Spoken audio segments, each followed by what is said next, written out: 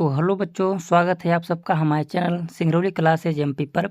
तो एक बार पुनः स्वागत है आप सबका हमारे चैनल सिंगरौली क्लासेज एमपी पर। जैसे कि आप सबको पता है कि मध्य प्रदेश में त्रैमासिक परीक्षा 18 सितंबर से प्रारंभ है और आपका कक्षा 10वीं के गणित का विषय का पेपर 23 सितंबर को है। इसी के उपलक्ष्य में हम एक मॉडल सेट पेपर लेके आए हैं, जिसमें से आपको सभी प्रकार के ऑब्जेक्टिव क्वेश्चन को देखना है, हल करना है और समझना है। इसमें से इम्पोर्टेंट क्वेश्चन को आप क्या करना है, रटना है, लगाना है। ठीक है, एक वीडियो और अपलोड किए हैं इसी के विषय में हम गणित का, उसको देखना है और एक वीडियो ये हमारा अपलोड हो जाएगा और एक वीडियो हम आपको रविवार को देंगे। ठीक है ना। इस वीडियो में, तीनों वीडियो में कॉमन बात है कि पार्ट 1 जो आपका है, पार्ट एक में आपका 2 नंबर का ऑब्जेक्टिव क्वेश्चन आएगा। ठीक है, पार्ट 1 में से कोई भी सवाल क्वेश्चन हल करने के लिए आपको नहीं आएंगे, इसलिए आपको विशेष तौर से ध्यान देना है कि पार्ट 1 में जो वास्तविक संख्या है, वास्तविक संख्या से सिर्फ 2 ऑब्जेक्टिव क्वेश्चन आएंगे। ठीक है, 2 ऑब्जेक्टिव क्वेश्चन में से एक तो रहेगा HCF और LCM ज्ञात करने के लिए और एक रहेगा अपरिमेय संख्याओं को पहचानने के लिए। ठीक है, तो आप LCM और HCF अच्छे तरह से सीख करके जाइए अपने परीक्षा में। आप LCM और HCF अच्छे तरह से सीख करके जाइए और परिमेय और अपरिमेय संख्या को पहचानना अच्छे तरह से सीख के जाइए, तभी आपका ये 2 नंबर पक्का रहेगा। ये मेन परीक्षा में भी इसी प्रकार का आएगा, क्योंकि पार्ट 1 से कोई भी प्रकार का क्वेश्चन हल करने के लिए आपको नहीं आएगा। ठीक है, तो इतनी बात को आप समझ गए होंगे। हमारे चैनल को लाइक करिए, सब्सक्राइब करिए, कमेंट कीजिए हमारे वीडियो पर। आगे आपको समझ में आता है, नहीं आता है तो बताइए और अपने दोस्तों के पास इस वीडियो को शेयर भी कीजिए। तो चलिए हम दिखाते हैं। मुख्य रूप से हम बता दें कि पार्ट 1 में आपको HCF लघुत्तम समापवर्तक और महत्तम समापवर्तक, HCF और LCM दोनों आपको अच्छे तरह से सीख करके ही जाना है पेपर देने, नहीं तो पेपर देने का कोई मतलब नहीं है। तो हम बता दें क्या चीज़ देखना है, LCM और HCF। और फिर दूसरा क्वेश्चन रहेगा परिमेय संख्या और अपरिमेय संख्याओं को पहचानना। ठीक है, और बहुपद वाले पार्ट से भी 1-2 क्वेश्चन ऑब्जेक्टिव की आएंगे, उसे भी आप लोगों को देखना है। और आप लोग देख सकते हैं त्रैमासिक परीक्षा हेतु अभ्यास प्रश्न पत्र सेट 1 है, कक्षा 10वीं, शैक्षिक सत्र 24-25। ठीक है, ये निर्देशांक लिखा हुआ है, निर्देश समय 3 घंटा है, पूर्णांक 75 है। आप ये तो सामान्य बात है, कॉमन सी बात है। और निर्देशांक भी देख सकते हैं, निर्देश एक क्वेश्चन 1 नंबर का होगा, सभी प्रश्नों को हल करना अनिवार्य है। ये सब प्रकार का सब सब्जेक्ट में ही लिखा रहता है आपको, तो इसको कोई अलग से आपको ध्यान देने की बात नहीं है। अब यहाँ से आ जाता है आपका प्रश्न क्रमांक 1। प्रश्न क्रमांक 1 में क्या है, सही विकल्प चुन करके लिखिए। ठीक ना। प्रश्न क्रमांक 2 आपका क्या होगा, खाली स्थान होता है। ठीक ना। फिर प्रश्न क्रमांक 3 सही जोड़ी होता है। ठीक ना, इस प्रकार से आपको दिया रहेगा सब प्रकार से। ठीक, तो आपको मेन बात है ऑब्जेक्टिव आपको क्लियर होना चाहिए, सभी प्रकार के ऑब्जेक्टिव, सभी पार्टों से ऑब्जेक्टिव क्लियर होना चाहिए। ठीक ना। तो देखते हैं HCF 19-11, यानी कि महत्तम समापवर्तक किसका निकालना है, 91 और 21 का क्या करना है, महत्तम समापवर्तक HCF निकालना है। ठीक ना।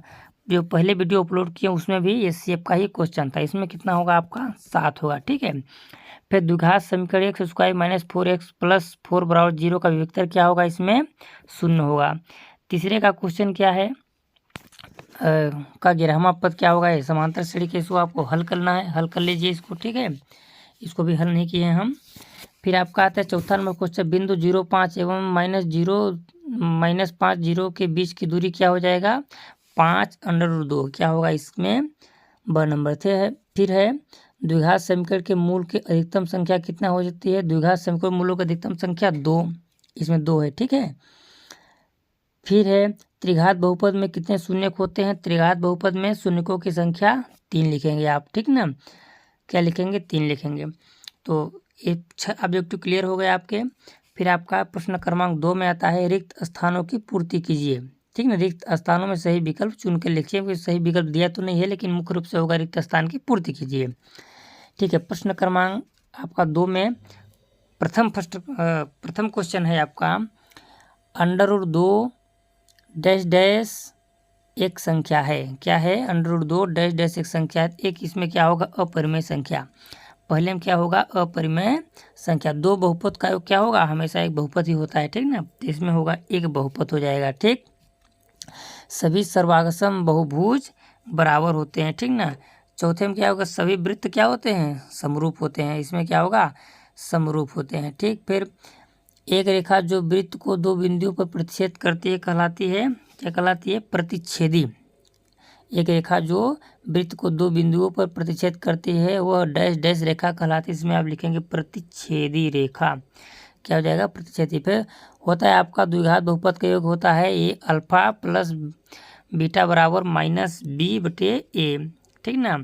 इस प्रकार से आपका दूसरा क्वेश्चन रेडी हो गया, ठीक है। अब आता है तीसरे क्वेश्चन में आपका सही जोड़ी है, इसे भी आप देख सकते हैं। सही जोड़ी में क्या है, श्रेणी 3, 8, 13, 18 डैश डैश ये नवा पद क्या होगा, इसमें आपको 100 करना है, 100 में मिलान करना है। त्रिभुज समरूप होता है क्या, समबाहु, इसमें क्या मिलान करना आपको, समबाहु में करना, ठीक ना। वर्ग सभी होते हैं, इसमें से किसको आपको मिलान करना है, वर्ग सभी होते हैं समरूप, ठीक ना। साइन स्क्वायर थीटा प्लस का स्क्वायर थीटा का मान एक ही होता है, आप सब जानते हैं। 80 के 90 स्क्वायर थीटा और कोसेक होता है, ठीक है। तो इस प्रकार से भी थोड़ा टाइपिंग मिस्टेक जरूर हो गया है सही जोड़ी में। तो इस प्रकार सभी प्रकार के सही जोड़ी क्वेश्चनों को आप क्या करें, मिला लेंगे, हल कर लेंगे, ठीक है।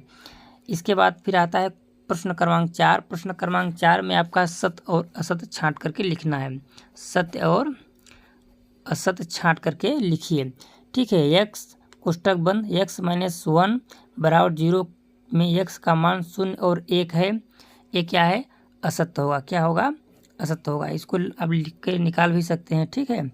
अब जब हल करेंगे तो पता चल जाएगा, इसमें क्या होगा आपका, असत्य होगा, ठीक है। फिर इसके बाद अगला क्वेश्चन जो है, सभी वर्ग समरूप होते हैं। सभी वर्ग क्या हैं, समरूप होते हैं। एक चीज समरूप मतलब होता है एक रूप, सम माने बराबर, रूप माने उसका आकृति, तो समरूप मतलब होता है समान और बराबर, ठीक नहीं, बराबर नहीं कहेंगे, सॉरी समान कहेंगे। तो इसमें क्या हो जाएगा, सत्य हो गया, ठीक है। क्या x प्लस 1 2 बराबर 2 x माइनस 3 एक द्विघात समीकरण है, ये भी सत्य है, ठीक है। चौथा में है 2, 4, 8, 16 डैश डैश एक समांतर श्रेणी है, ये असत्य श्रेणी है, ठीक ना, असत्य है, समांतर श्रेणी है, ये असत्य है, ठीक ना। फिर हो जाएगा किसी बिंदु को y अक्ष से दूरी उस बिंदु के y निर्देशांक कहलाता है, ये भी असत्य है। मूल बिंदु के निर्देशांक 0, 0 होते हैं, ये बात क्या है, सत्य है। तो सत्य असत्य क्या है, आप देख लिए कि सत्य असत्य सभी प्रकार के। फर्स्ट नंबर में असत्य है, सेकंड में सत्य है, तीसरा सत्य है, चौथा असत्य है, पांचवा असत्य है, छठवां सत्य है। अब इस तरह से क्या करते हैं, आप इस दोनों को देख सकते हैं, ठीक। इसके बाद है एक वाक्य में उत्तर चुन करके लिखिए। एक वाक्य में उत्तर चुन के लिखने के लिए क्या होता है कि दो चर वाले x और y वाले रेखीय समीकरण का मानक रूप लिखिए। क्या होता है, इसका मानक रूप होता है ax प्लस by बराबर c। दो घात समीकरण का नहीं, सॉरी, दो चरवाहे रेखीय समीकरण का ये मानक रूप होता है ax प्लस by बराबर c, ठीक ना। फिर होता है क्या, x प्लस 1 2 और 2 बराबर यह 2 कोष्टक x माइनस 3 एक द्विघात समीकरण है। इसमें आप लिखेंगे हाँ, श्रेणी 1, 2, 3, 4, 5 का समांतर माध्य कितना हो जाएगा, 3 होगा, इसका उत्तर होगा 3 होगा। श्रेणी 1, 2, 3, 4, 5 का समांतर माध्य क्या होगा, 3 होगा। वृत्त के त्रिज्याखंड का परिभाषा लिखिए। वृत्त के त्रिज्याखंड का जो परिभाषा है उस परिभाषा को हम बोल दे रहे हैं, आप लिख लीजिए, या वीडियो को रोक करके आप इसे देख सकते हैं। इसका परिभाषा होता है एक, इसमें क्वेश्चन क्या है, 4, वृत्त का वह हिस्सा जो त्रिज्या और वृत्त की एक चाप से मिलकर बना होता है वो क्या होता है, त्रिज्याखंड होता है, ठीक है। त्रिज्याखंड हो गया, अब इसे देख सकते हैं, ठीक है। सर्वाधिक बारंबारता वाला वर्ग क्या कहलाता है, तो बहुलक कहलाता है। एक असंभव घटना की प्रायिकता क्या हो जाएगी, 1/2 हो जाएगी। इस प्रकार से हमारे सारे ऑब्जेक्टिव क्लियर हो गए हैं। तो मैं ऑब्जेक्टिव ही बताऊंगा एक क्वेश्चन में। तो धन्यवाद। हाँ, वीडियो को लाइक करिए, सब्सक्राइब करिए, कमेंट करिए, दोस्तों पर शेयर